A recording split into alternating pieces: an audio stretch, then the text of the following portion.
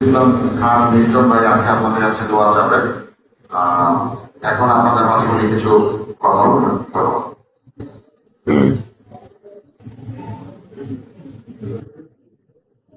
বিসমিল্লাহির রহমানির রহিম। উপস্থিত সম্মানিত মুফতি একরাম, অত্র মসজিদ কমিটির সভাপতি, সাধারণ সম্পাদক সহ কার্যকরী পরিষদের নেতৃবৃন্দ,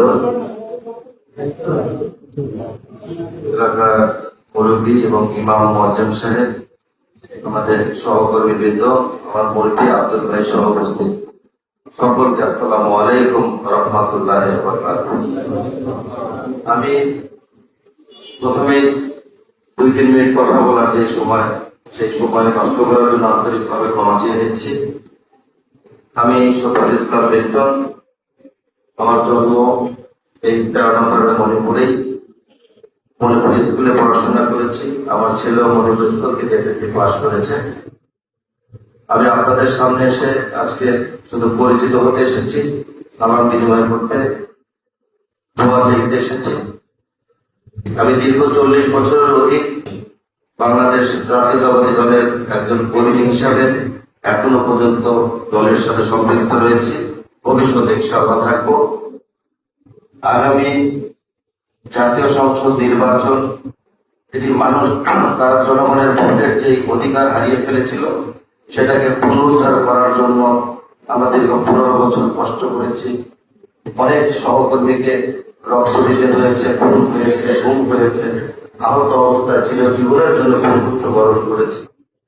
সে আলোকে আমরা হয়তো বয়স সময় আমাদের অনেক ইচ্ছে থাকলেও আপনাদের সামনে এসে কথা বলার মতো সুযোগ আমরা পাই।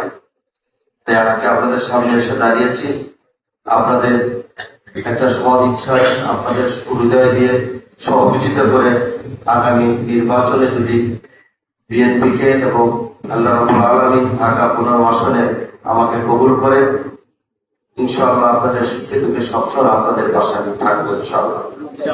শুধু প্রতিশ্রুতি নয়, পরিবর্তনের হাওয়া লাগানোর চেষ্টা করবো ইনশাআল্লাহ। আমি একটু বলি, বিএনপির ভারপ্রাপ্ত চেয়ারম্যান, যিনি সরাসরি আমার নেতা, আপনি হয়েও আপনাদের সন্তান, তিনি বিএনপি অনেক সিনিয়র নেতা, সকলে অবগত আছেন। বিএনপির ভারপ্রাপ্ত চেয়ারম্যান জনাব তারেক রহমান আমাকে সরাসরি ডেকে ঢাকা 15 আসনে আগামী জাতীয় সংসদ নির্বাচনে প্রতিদ্বন্দ্বিতা করার জন্য এবং প্রস্তুতি গ্রহণ করার জন্য নির্দেশ দিয়েছেন। সেই আলোকে উপস্থিত এখানে বিএনপির সকল পর্যায়ের ওয়ার্ড পর্যায়ের নেতৃবৃন্দ আছে, তাদেরকে নির্দেশ দিয়েছেন আমাকে সহযোগিতা করার জন্য এবং আমার সাথে একসাথে কাজ করার জন্য। কোন বিভ্রান্ত নয়।